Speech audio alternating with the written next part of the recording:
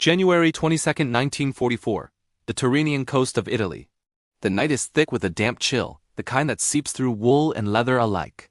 The horizon is barely visible, blurred by a low-hanging fog that drifts across the shallow waters of the Gulf of Anzio. Waves lap against the hulls of transport ships, but it's not the sound of the sea that commands attention. It is the groan and clatter of landing craft engines, each carrying hundreds of soldiers toward a beach that Allied planners hope will crack the German line. You are Private James "Jimmy" O'Malley of the 1st Infantry Division, sitting cramped in an LCVP landing craft. Your boots are slick with seawater, the rifle in your hands nearly as cold as your fingers.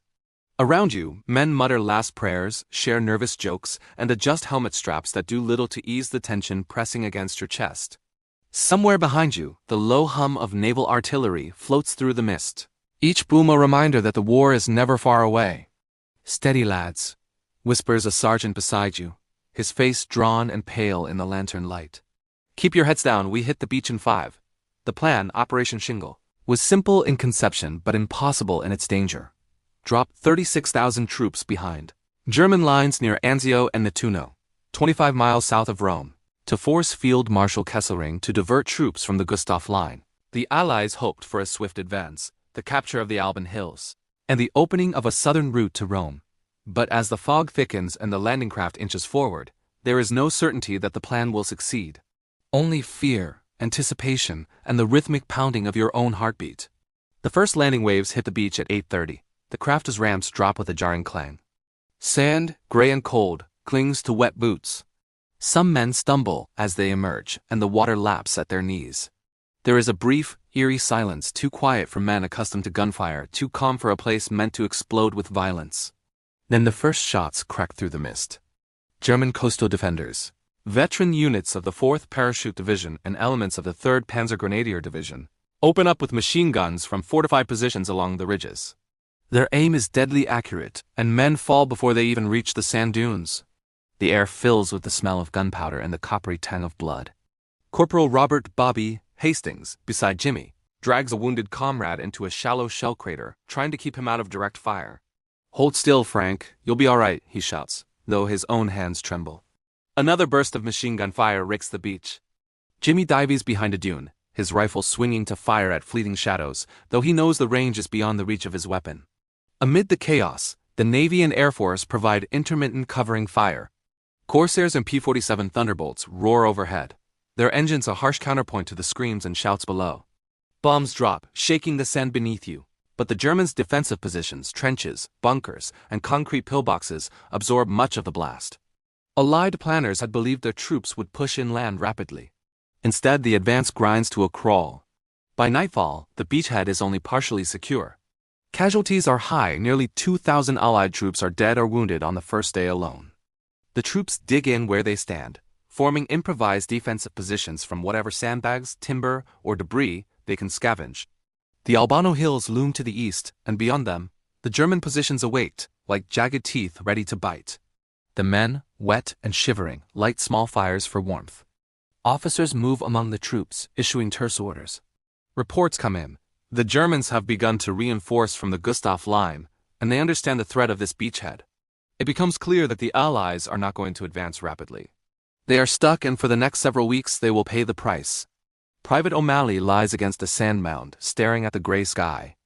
Every sound, a shell hitting sand, a distant shout, the groan of a dying engine echoes like a bell tolling. You feel the weight of the operation pressing down on your shoulders, trapped, exposed, and at the mercy of both nature and man. But amidst the terror, there is an unspoken resolve. They have made it to Italy, behind enemy lines, and they will not leave without a fight. The first night at Anzio ends with no victories won beyond the small, bloody strip of sand that the Allied forces can now call their own. The battle, they realize, is only beginning. January 23, 1944. Dawn breaks over the Anzio beachhead with a dull, gray light, filtered through clouds heavy with mist and smoke. The sand, churned by the previous day's landings and artillery, is a mixture of mud, blood, and salt water. Every step is laborious, boots sucking in the wet sand, rifle dragging along with the weight of exhaustion and sweat. You are still Private James O'Malley, and the taste of yesterday's fear lingers in your mouth like bitter iron. The morning is quiet in a way that makes the men uneasy. Silence here is not peace, it is the calm before the storm. Somewhere inland, artillery begins to rumble, low at first, then with greater intensity. The Germans have realized the beachhead must be contained, and Kesselring orders a counter to choke the Allies before they can consolidate. Mortar shells begin to strike sporadically, kicking up sand and debris, each detonation sending shrapnel and smoke into the cold air. Men duck behind shallow trenches or the few abandoned vehicles scattered along the beach. The U.S. 3rd Infantry Division and elements of the 36th Infantry are tasked with holding the perimeter. You feel the weight of responsibility even as a private holding a thin line that stretches for miles with too few men to cover every flank. Every dune, every shell crater becomes a potential death trap or temporary sanctuary. You watch Corporal Hastings barking orders to reposition machine guns, while medics rush between wounded soldiers, faces streaked with grime and red. One medic kneels over a man whose leg has been torn apart. "Hang on, son," he mutters, his voice tight with strain, pressing a tourniquet while glancing at the next wave of casualties incoming. By mid-morning, the artillery intensifies. German 105mm howitzers find their range with precision, lobbing shells that explode with a shrill whistle. The air vibrates with each impact. The smell of cordite and burnt sand hangs like a fog over the beach. Smoke from destroyed landing craft curls into the sky, black against the pale dawn. For a moment, the world seems reduced to a narrow strip of sand and chaos, the water beyond, and the hills inland. You and your comrades are trapped in what feels like an open cage. Attempts to advance inland are met with machine gun fire from concealed positions, and every ridge is a potential ambush. Radios crackle with updates from officers, reporting that the Germans are fortifying their lines and bringing in reinforcements. Intelligence officers had hoped for a rapid advance to seize the Alban Hills, but the reality is stark. The Allies are pinned. Conversations are brief, sometimes just murmurs to keep morale from shattering.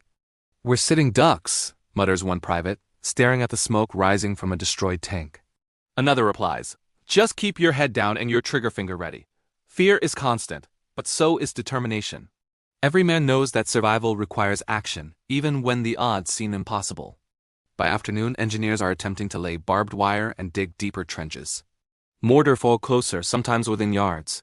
The cries of the wounded punctuate the shouts of officers. A young lieutenant from the 1st Battalion, 180th Infantry, writes hurriedly in his notebook when he can steal a moment. Men are exhausted. Morale is wavering, but their courage does not fail.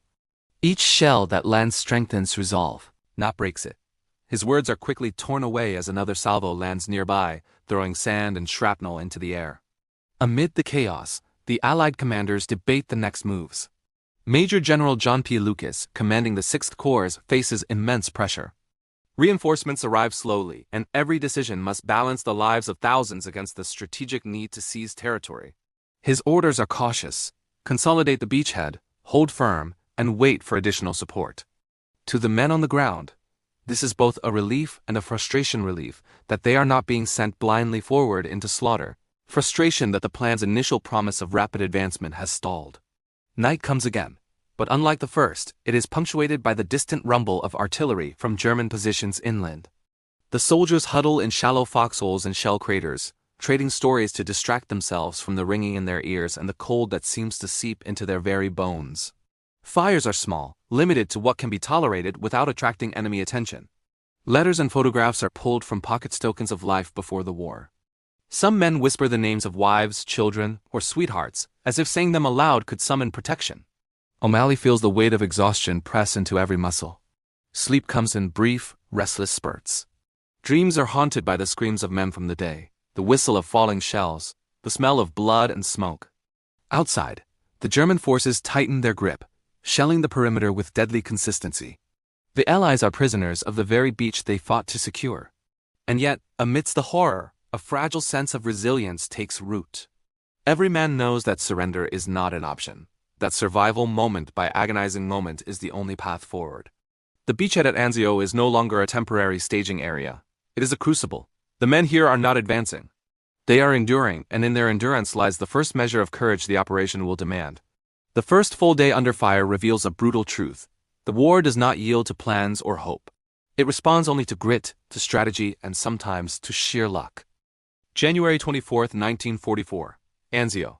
The gray dawn brings no relief. The beachhead, a narrow strip of sand and mud, is already overcrowded with troops, vehicles, and supplies, yet the threat of German counterattack grows by the hour. The men of the U.S. 3rd Infantry Division and British 1st.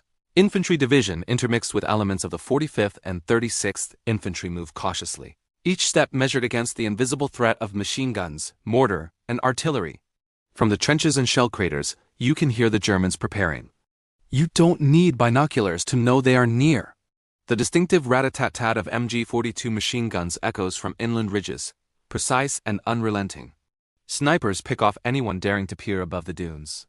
You, Private O'Malley, crawl along a trench with Corporal Hastings, carrying rations and ammunition to the men who have been pinned down all morning.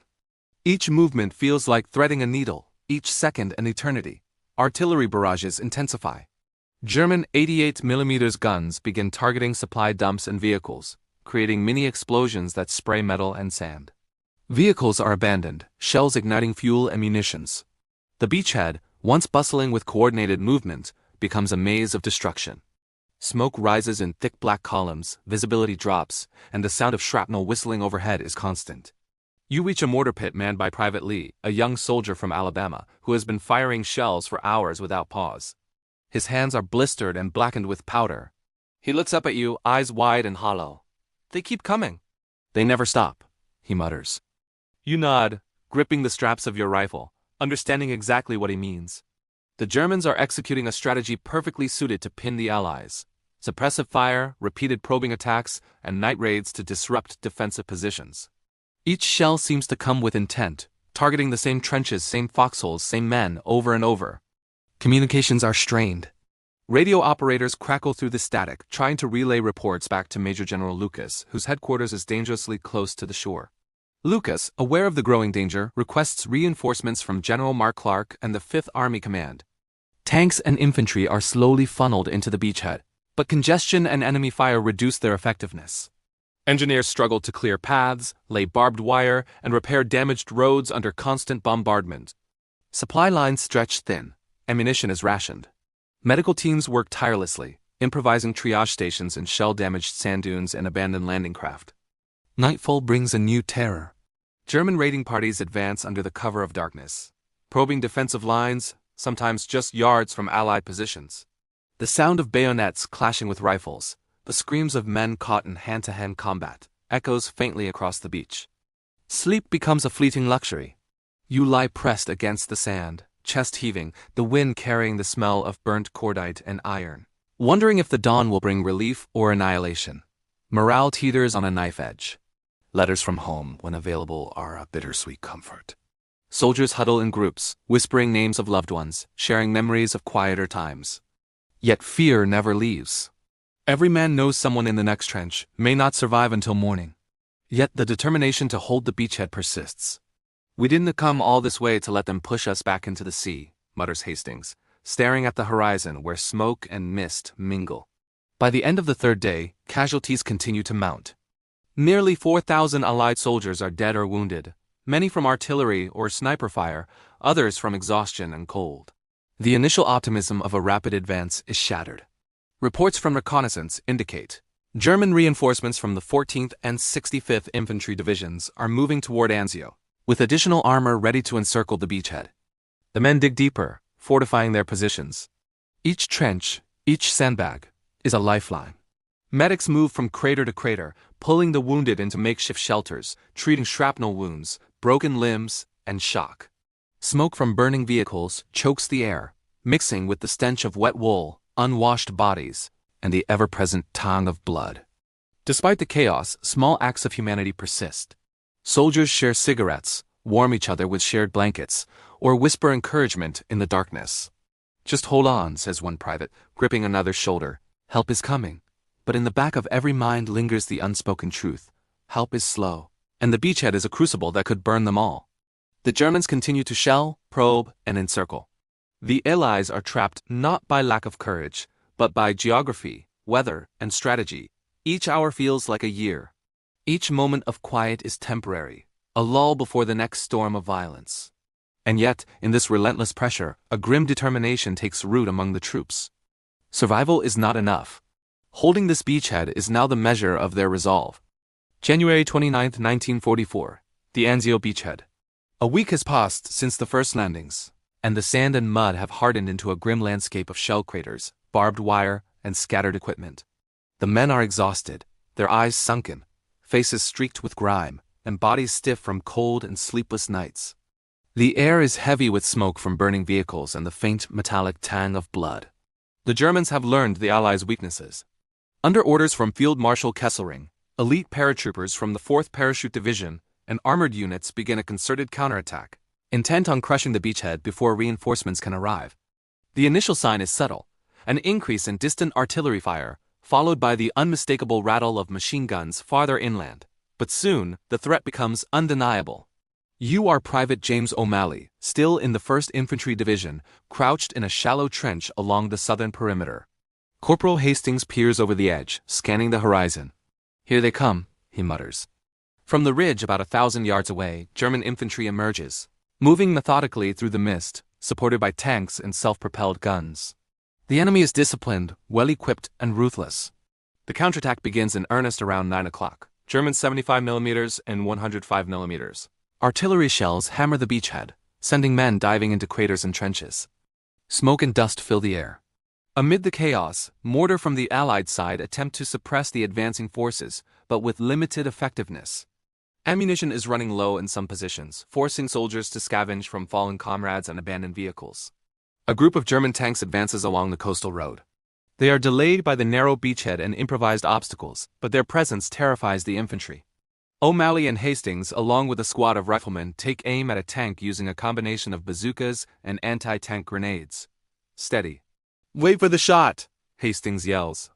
A bazooka round hits the flank of a Panzer IV, causing a massive explosion. Shouts of triumph echo briefly before the German infantry presses forward, relentless. Close-quarters fighting erupts in the trenches.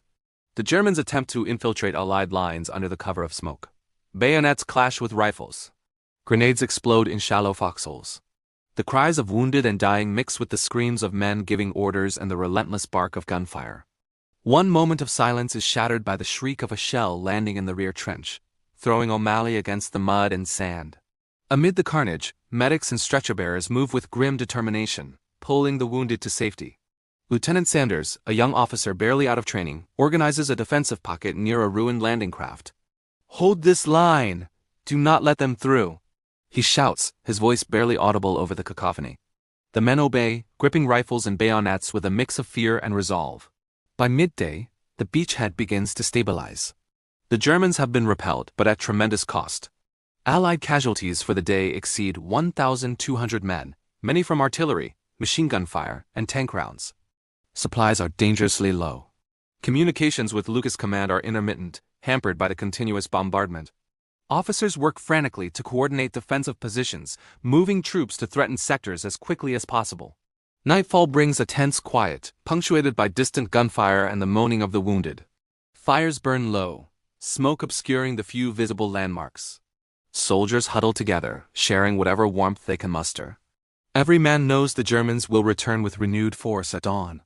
Letters from home, scraps of paper, and photographs provide fleeting comfort, but little distraction from the fear gnawing at their nerves. For the commanders, the day is a wake-up call. Major General Lucas understands that the initial hope of a swift capture of the Alban Hills has evaporated. Reinforcements must arrive, supplies must flow, and the beachhead must be held at all costs. Meanwhile, every soldier on the sand understands the grim reality. Survival depends on courage, coordination, and sheer endurance. By the end of January 29th, the first major German counterattack has been repelled, but the cost is etched across the beachhead in blood and broken equipment. The men know this is only the beginning. Every shell, every gunshot, every step forward or back carries the weight of history. And as the night closes in over Anzio, the men brace themselves for the next wave, knowing that the battle for this narrow strip of sand will define courage, endurance, and sacrifice in ways few can imagine. February 1944. The Anzio beachhead has become a grim, static battlefield. The initial hope of rapid advancement has vanished, replaced by the unrelenting grind of artillery, sniper fire, and exhaustion. The once hopeful stretch of sand and shallow dunes is now scarred beyond recognition. Trenches crisscross the beachhead. Shell craters pockmark the landscape, and the few surviving vehicles lie twisted and burning like the carcasses of animals. You are Private James O'Malley, and the rhythm of survival has settled into a daily routine. Morning brings artillery, always artillery, followed by sporadic infantry raids, reconnaissance patrols, and relentless tension. Each day is a test of endurance, rationing food and water, patching clothes and boots, tending to wounds, and digging ever deeper trenches to stay alive. Sleep is measured in stolen moments, often interrupted by the scream of shells or the sudden crack of machine gun fire. The Germans maintain a stranglehold on the beachhead's perimeter. Kesselring's orders are precise: contain the Allies, inflict maximum casualties, and prevent any breakout. Snipers pick off men as they move between positions. Mortar rain down with frightening accuracy. Night raids keep the men on edge, every shadow a potential threat. Even in moments of quiet, the men cannot forget the sound of explosions, the smell of cordite, or the cries of the wounded. Commanders work tirelessly, coordinating defensive positions while attempting limited offensive maneuvers to probe German lines. Major General Lucas faces criticism for his cautious approach, but the terrain and enemy strength leave few alternatives. Reinforcements arrive slowly, and the congested beachhead becomes a logistical nightmare. Trucks bog down in the sand, supply dumps are destroyed under artillery fire, and medical personnel are overwhelmed by the sheer volume of casualties. In the trenches, camaraderie is both a shield and a lifeline. Soldiers share rations, offer words of encouragement, and patch wounds with whatever is available. The men tell stories of home to maintain morale. "Remember the old oak tree back in Georgia?" mutters Private Lee to O'Malley as he bandages a fellow soldier's arm. "Feels like another world now." Brief laughter surfaces amid the relentless fear, a fleeting reminder of humanity in the hellish landscape. Weather adds to the misery. February brings cold rains that turn sand into thick, sucking mud. Men stand in waterlogged trenches, boots and socks constantly wet, bodies chilled to the bone. Dysentery, trench foot, and frostbite become as much an enemy as the Germans themselves. Yet every man endures, aware that retreat is not an option and the success of Operation Shingle and the liberation of Rome depends on holding this bloody beachhead. Allied patrols attempt night sorties to gather intelligence and harass German positions. Many patrols are cut down before reaching halfway, leaving only sporadic reports of enemy strength and positions. Every encounter reinforces the reality. The Germans are entrenched, experienced, and patient. Every hour is a test of nerves and stamina. Medical units are pushed to the brink. Casualties from artillery, mortar fire, and small arms engagements overwhelm triage stations. Medics work through exhaustion and fear, performing amputations and treating shrapnel wounds with limited supplies. Despite the horrors, acts of bravery and compassion persist. Soldiers shield comrades from fire, carry the wounded across open sand, and perform life-saving interventions under constant threat. Morale fluctuates, a fragile pulse maintained by small victories. A successful defensive maneuver, a downed enemy sniper, a moment of laughter in the rain. But the overall picture is grim. Reports estimate that by mid-February, more than 6,000 Allied soldiers are dead or wounded. German casualties are similarly high, though the Allies often cannot confirm numbers. Each side understands that attrition is the strategy. The men are the instruments, and the battlefield is the relentless metronome of suffering, yet the human spirit persists. Letters from home are treasured. A word from a loved one brings hope. Brief camaraderie in trenches, shared meals of meager rations, stories, and quiet prayers anchors men to the world beyond the battlefield. And in the midst of fear, fatigue, and death, the soldiers of Anzio find the courage to endure, moment by moment, day by day, against an enemy determined to erase them from the sand. As February stretches into March, the beachhead becomes a crucible. Every day under fire hardens the men, tests their leadership, and deepens the scars of war. The battle is no longer about rapid advancement. It is about survival, endurance, and the slow, agonizing erosion of hope and flesh alike. The men know that only through perseverance and sheer will can they hope to break the siege that binds them to this narrow strip of sand. Late May 1944. The beachhead Anzio has been held for over 4 months. The sand, once pale and open, is now scarred by shell craters, ruined vehicles, and the twisted metal of landing craft long abandoned. Trenches zigzag across the battlefield like a scarred web, littered with the remnants of a war that has tested men beyond measure. You are still Private James O'Malley, though the boy who first set foot on the shore in January seems a lifetime ago. Fatigue has hollowed faces, hardened eyes, and left shoulders drooping under the constant weight of rifle, ammunition, and fear. After months of waiting and enduring, Allied command finally authorizes the breakout. General Clark orders the 6th Corps to advance toward the Alban Hills, hoping to finally link up with forces pushing south from the Gustav Line and open the road to Rome. The plan is meticulous, designed to concentrate firepower, infantry, and armor in a coordinated assault. Yet as O'Malley and his comrades move forward, it becomes immediately clear. The Germans are prepared. Dawn breaks with a pale, diffused light over the beachhead. The fog has lifted slightly, revealing the devastated terrain. Inland fields churned to mud, farmhouses shattered, roads reduced to rubble. Artillery observers sweep the horizon with binoculars, calculating trajectories and spotting German positions. Every ridge and abandoned village is a potential ambush. You grip your rifle tightly, feeling the tension coiling like steel springs in your chest. The initial advance begins with a coordinated barrage from artillery and naval gunfire. Shells crash into German fortifications, sending plumes of smoke and earth into the sky. Tanks rattle across the beachhead, plowing forward through mud and debris. Infantry moves behind, cautious, methodical, every step measured, every shadow suspect. Yet the Germans respond with deadly precision. Mortar fire hammers the advancing troops. Snipers take advantage of broken walls and rooftops, cutting down soldiers exposed even for a second. Panzer IVS and Sturmgeschütz, 3 assault guns, fire from concealed positions, shells ripping through sand and metal alike. O'Malley dives into a shell crater, watching as a tank 100 yards away explodes under a direct hit from a bazooka team. The brief moment of triumph is overshadowed by the scream of men caught in the blast as shrapnel. Close combat dominates the march inland. Urban areas, though small, become killing fields. Houses are reduced to rubble as grenades and rifles engage German defenders in rooms, cellars, and doorways. Every building is a potential trap. Corporal Hastings yells instructions as the men clear a farmhouse. Watch corners, watch floors, keep moving. Men respond with precision born of exhaustion and training, yet every step costs blood. By midday, the breakout slows under relentless German counterattacks. The men fight in squads, covering each other as artillery and small arms fire tear through the terrain. Every shell crater, ruined wall, and overturned vehicle becomes a temporary fortress. Medics dash forward, dragging the wounded to relative safety, often under fire. Lieutenant Sanders is hit by shrapnel while coordinating a flank attack. O'Malley and Hastings drag him to cover, pressing makeshift bandages against the bleeding wound. The march continues over days, each step a testament to endurance. Supply lines are stretched thin. Ammunition, water, and medical supplies are rationed. Men dig shallow foxholes at night, huddling together for warmth in the damp, mud-laden trenches.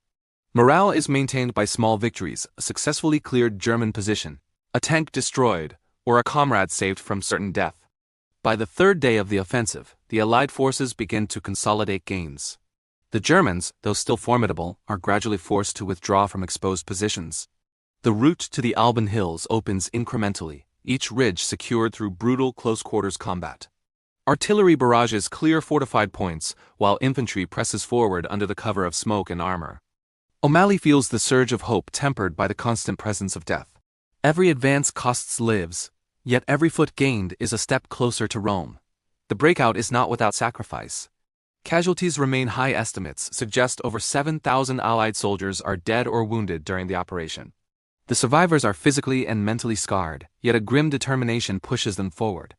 By the 5th day, the beachhead has largely been cleared of German forces, though pockets of resistance linger. Soldiers breathe, for the first time in months, a tentative sense of relief. The ground is still soaked in blood, the air heavy with smoke and cordite, but the tide of battle is beginning to shift. For the men of Anzio, the march inland represents both triumph and horror, the culmination of months of waiting under fire, the cost of perseverance, and the beginning of the long march toward liberation. The battle has forged them into a hardened force, tempered by suffering, and aware that the road to Rome and victory in Italy demands unyielding courage. Early June 1944, the road from Anzio to the Alban Hills stretches ahead, a scarred corridor of mud, rubble, and shattered villages. The weather has warmed slightly, but the sun does little to alleviate the fatigue that weighs on every Allied soldier. You are Private James O'Malley, and the weeks of waiting, digging, and constant bombardment have left your body and spirit frayed.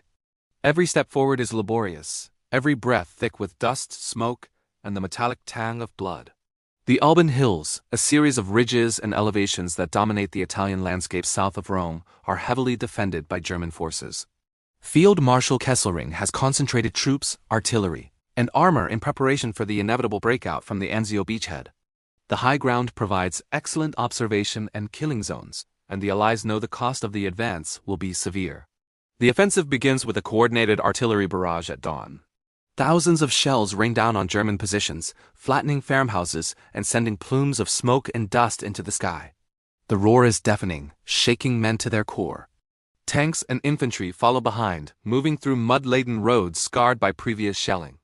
O'Malley and his squad advance cautiously, using craters, ruined walls, and the remnants of hedgerows for cover. German resistance is immediate and brutal. Mortar fire rains down with deadly accuracy. Machine guns from concealed positions cut through infantry lines. Snipers lurk in shell-shattered houses, targeting anyone who exposes even a fraction of their body. Every step is a negotiation with death. Corporal Hastings yells over the din. "Keep moving! Don't let them pin us down." Men press forward, firing from the hip, tossing grenades and scrambling through mud and debris. By mid-morning, the climb up the ridges becomes a nightmare. The high ground favors the defenders, who unleash artillery and mortar fire from positions carved into the hillsides. Every elevation gained is paid for in blood. Soldiers take cover behind boulders, ruined walls, or shallow trenches, only to be forced forward as the momentum of the attack continues. O'Malley drags a wounded comrade into a shell crater, bandaging him as best he can while bullets kick up sand and dirt around them. Tank support proves critical.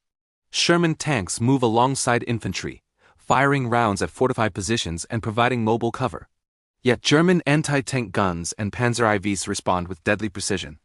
A tank in O'Malley's sector is hit, the explosion sending a shockwave that throws men to the ground.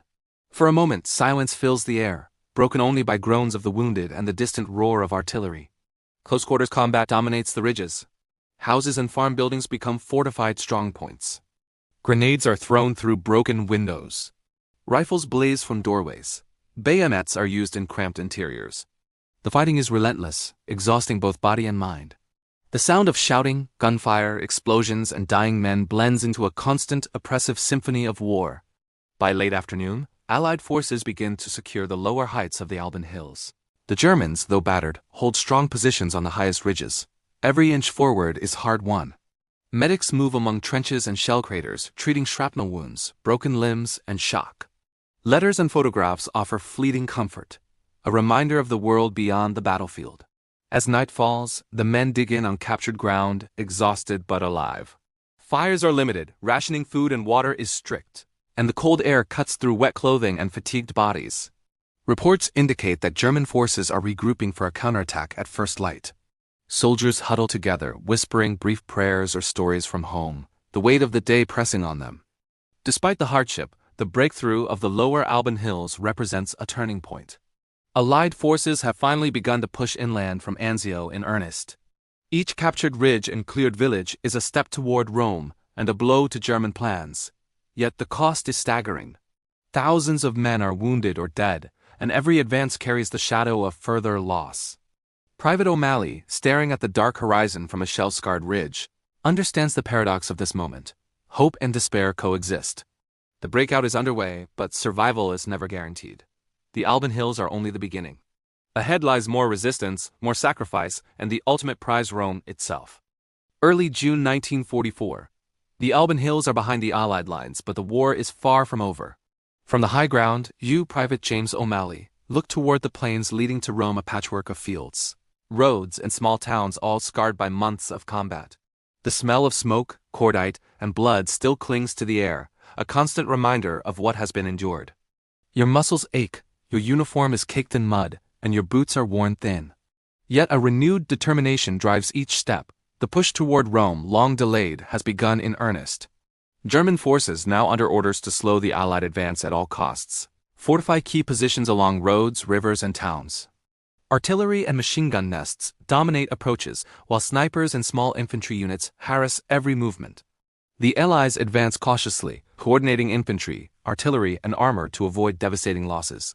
Every village taken is a fierce engagement, fought house by house, street by street. The U.S. 3rd Infantry Division spearheads much of the movement, alongside British and Canadian units. Tanks provide crucial support, but German Panzer IVs and self-propelled guns contest every advance. Mortar, rifles, and artillery fire cut through the landscape, leaving behind a tapestry of destruction.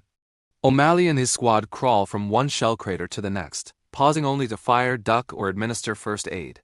Each day is a careful balance of aggression and survival. In one village, O'Malley witnesses the chaos of urban combat. German soldiers occupy ruined homes, firing through shattered windows and barricades. The Americans move in methodically, clearing rooms with grenades and rifles, shouting orders, and coordinating across squads. Corporal Hastings yells, "Cover the corners! Watch each other's backs!" Men work in unison, but each step forward costs lives. A burst of machine gun fire rakes a squadman, and the medic dives to treat him while exchanging fire with the enemy. The pace of the advance is slow, measured in hundreds of yards at a time. Roads are cratered, bridges destroyed, and artillery shells constantly fall around the troops. Supply lines struggle to keep pace. Ammunition, food, and medical supplies are rationed. Yet the men persist, fueled by a combination of training, duty, and the hope of reaching Rome. By mid-June, Allied forces reach the outskirts of the city. German defenses are entrenched along the final ridges and approaches. Panzer divisions and infantry units are prepared to make a last stand, delaying the inevitable but inflicting heavy casualties. Artillery exchanges shake the surrounding countryside, while infantry moves cautiously through fields and orchards, advancing toward fortified positions. The liberation of Rome is a complex operation. Commanders coordinate airstrikes, artillery, and infantry maneuvers to minimize losses while overwhelming German positions. Allied artillery pounds the enemy lines before infantry advances, while tanks and armored vehicles suppress key strongpoints. Each step forward demands courage, precision, and resilience. Finally, on June 4, 1944, after weeks of grinding combat, Allied forces enter Rome. The city is battered but intact, its streets scarred by months of war, yet still bearing the signs of civilian life. Soldiers move cautiously, aware of possible pockets of resistance. O'Malley, Hastings, and their comrades walk through streets lined with rubble and debris, breathing a mixture of relief and sorrow. Victory is achieved, but at tremendous cost. Casualties from the Anzio operation and the push inland exceed 12,000 Allied troops killed or wounded. German forces are forced to retreat, leaving Italy vulnerable to further Allied advances. The bravery and endurance of the men at Anzio become legendary, a testament to human resilience under unimaginable stress. For Private O'Malley, the liberation of Rome is both triumph and reflection. The months of artillery, mud, blood, and fear have left their mark. But the beachhead has been held, the breakout achieved, and the path toward victory in Italy opened. The battle is over, but memory, loss, and the lessons of Anzio will endure. June 5, 1944. Rome liberated. The streets are quiet now, but the silence is not peace. It is the echo of months of relentless struggle, of thousands of lives lost and countless more forever changed. Private James O'Malley walks alongside Corporal Hastings through the rubble-strewn streets, observing the city as soldiers secure key positions, clear debris, and tend to the wounded. The sun casts long shadows across broken buildings, highlighting the cost of the operation that began on the shores of Anzio 5 months earlier. The Anzio campaign, officially known as Operation Shingle, has concluded, but its legacy is heavy. Over 55,000 Allied casualties, including killed, wounded, and missing, testified to the brutality of the beachhead. German losses are comparable, though exact numbers remain uncertain. The battle was characterized not by rapid maneuver but by endurance, attrition, and sheer will. The men on both sides held, attacked, and retreated under unimaginable pressure. For the survivors, memory is inescapable.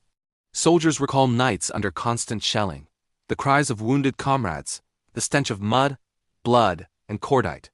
They remember the camaraderie that sustained them, a shared cigarette in the rain, a whispered story of home, a hand pressed to the shoulder in reassurance. These moments of humanity are etched deeply, often more vividly than the horrors of combat. Medical personnel, engineers and medics are celebrated for their tireless work under fire. Corpsmen like the ones who saved O'Malley's life countless times receive commendations, but most remain unsung heroes, their deeds absorbed into the collective story of survival. Letters home describe heroism and tragedy alike, giving civilians a glimpse of the human cost behind headlines and battle reports. Strategically, Anzio achieves its purpose despite its cost. The beachhead diverts German forces from the Gustav Line, eventually facilitating the liberation of Rome and weakening German positions in Italy. Operation Shingle demonstrates both the potential and peril of amphibious operations behind enemy lines. Military historians continue to debate Major General Lucas's cautious approach. Some argue it prolonged the campaign unnecessarily, while others credit it with preserving the fighting strength of the troops under extreme pressure. Monuments and memorials in Italy now mark the sites where men fell, where trenches and craters scarred the earth, and where courage met chaos. Survivors return home with medals, photographs, and memories that shaped their lives forever. Private O'Malley, like many, struggles with the quiet after battle. The absence of constant threat leaves a hollow space, filled with the faces of those who did not survive. He keeps a photograph of a comrade, a simple reminder of friendship, sacrifice, and the human cost of war. Oral histories, letters, and diaries capture the voices of men at Anzio, the terror, hope, despair, and endurance. These personal accounts shape our understanding of the battle, revealing the deeply human side of strategic maneuvers, artillery barrages, and military planning. Each soldier's story is a fragment of a larger mosaic, illustrating how ordinary men endured extraordinary circumstances. The memory of Anzio endures as a testament to human resilience and the complexities of war. It is remembered not only for the high cost of life but for the courage, determination, and solidarity of those who fought. The men who survived carry the lessons of endurance, sacrifice, and the importance of leadership, camaraderie, and unwavering resolve. For Private James O'Malley, the liberation of Rome is bittersweet. The city stands, proud yet scarred, and he knows the battle has changed him forever. Every footstep on the streets of Rome echoes with the memory of comrades lost, of fear overcome, and of courage proven. Anzio is no longer just a beachhead. It is a crucible, a chapter in the history of the Second World War that will be remembered for generations. The battle has ended, but its legacy etched in stone, sand, and memory endures.